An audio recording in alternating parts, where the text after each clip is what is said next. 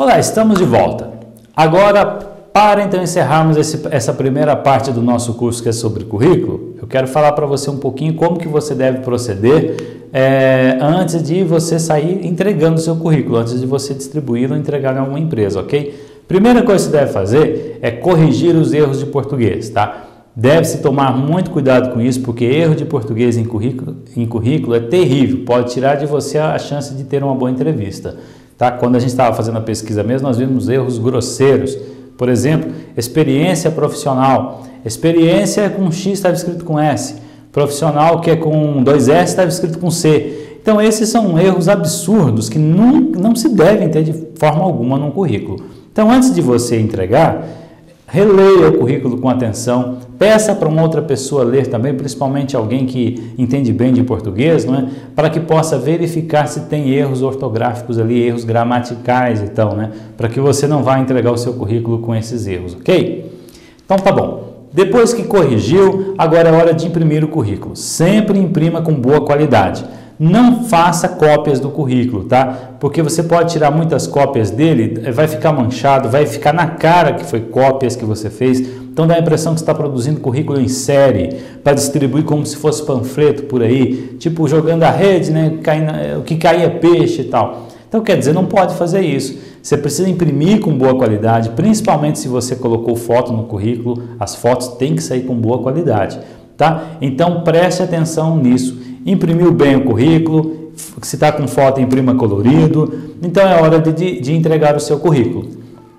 Não saia na rua distribuindo currículos assim, a rolé, como se diz, né? Pega uma rua assim, distribui num lado do comércio, depois distribui no outro lado do comércio, porque isso não é importante, não é interessante para você, você tem que ir direcionado. Então procura saber onde é que estão contratando, quais são as empresas que estão precisando de funcionários, ou aquelas que são empresas grandes que constantemente contratam. É nessas empresas que você tem que ir. Chegando lá, tome muito cuidado para não cometer o erro de entregar o currículo à primeira pessoa que aparece, ou a um vendedor, a uma recepcionista ou secretária. Essas pessoas não são indicadas para receber currículos, tá?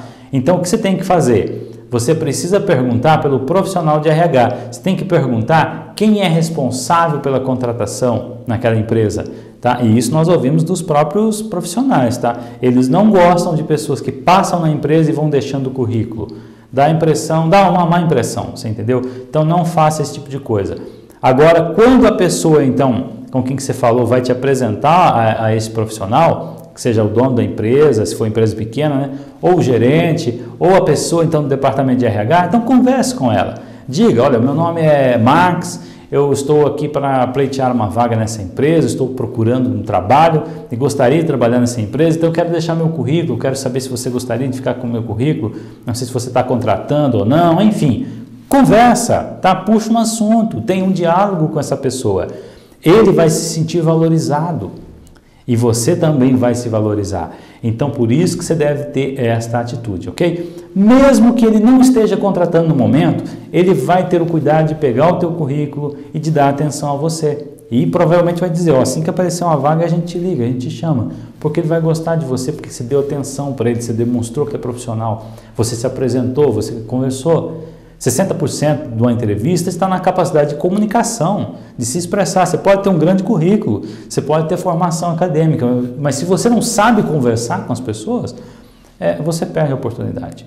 Ok? Então, feito isso, aprendendo isso, é só você sair, então, as empresas que você já tem uma ideia, né, já tem uma intenção de trabalhar, informações mais ou menos que ali está contratando, e assim você vai poder distribuir, então, o seu currículo.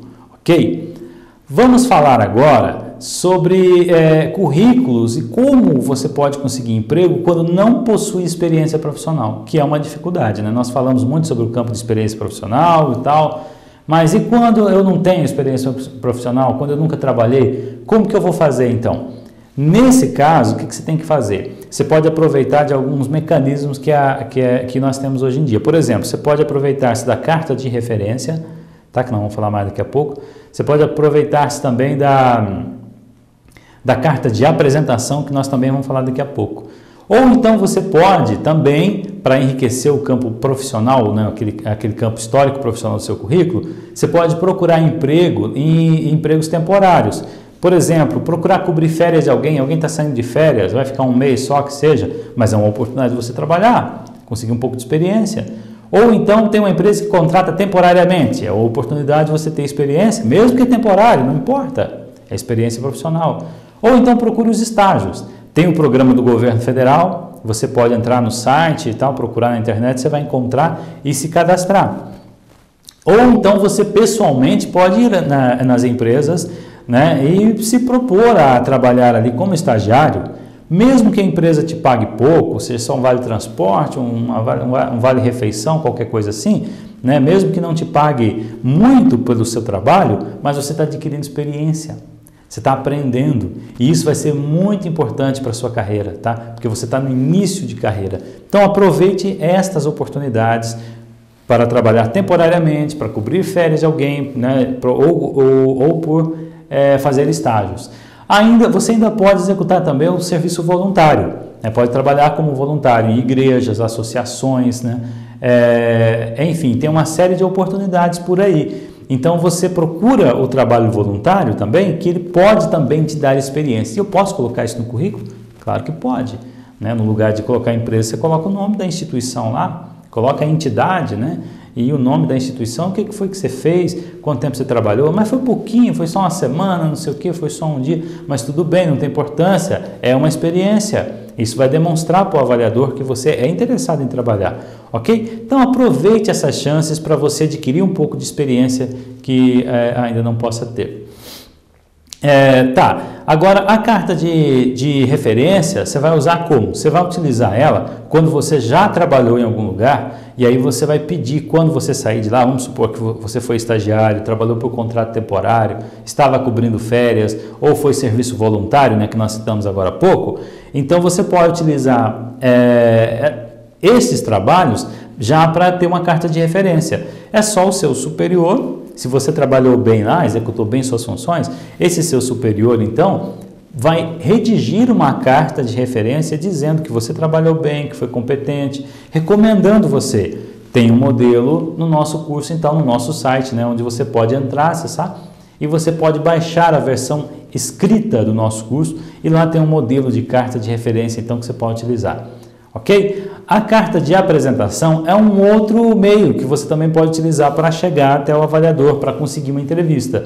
Nela é você mesmo quem está se apresentando. Então você vai colocar lá o teu nome, enfim, você também vai encontrar o modelo no nosso site, então, para que você possa se basear e produzir a sua própria carta de apresentação. Ela também é muito eficiente. Ela pode ser enviada com o currículo ou sem o currículo, solicitando uma entrevista, ok? E ela é mais pessoal, né? Como você vai ver no modelo, então você vai ver que está realmente solicitando uma oportunidade, uma entrevista para que você possa demonstrar então o seu lado profissional, ok? Então, com estas informações, prepare-se então para conseguir um primeiro emprego, o seu primeiro emprego ou para conseguir um emprego melhor, ok?